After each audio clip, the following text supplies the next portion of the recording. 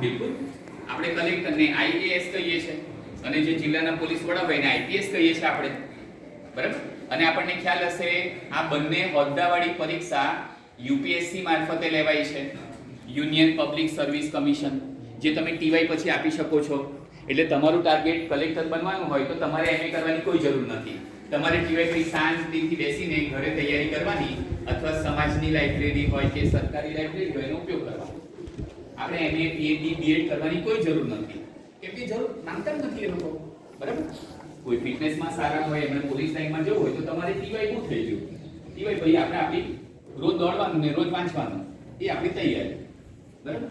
હવે એના જેવી એટલે કે આઈએએસ અને આઈપીએસ એના જેવી યુપીએસસી દ્વારા સ્પેશિયલી ખાસ રીતે ઇકોનોમિક્સના વિદ્યાર્થી અને સ્ટેટિસ્ટિક્સ આંકડાશાસ્ત્રના વિદ્યાર્થી માટે એક આવી જ હોદ્દાવાળી પરીક્ષા આવે છે.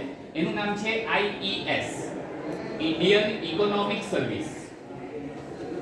એમાં લાયકાત છે એમએ, એટલે અગર તમારું ટાર્ગેટ એ હોય તો તમારે બીએ પછી એમએ કરવાનું અને એમએ થઈ